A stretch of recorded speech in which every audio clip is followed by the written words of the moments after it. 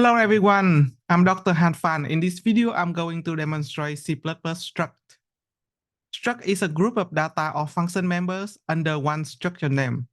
Data members can have different types. In this example, I declare a student struct with two data members, name and score, and one function member print information. Const keyword indicates that this function doesn't change data members.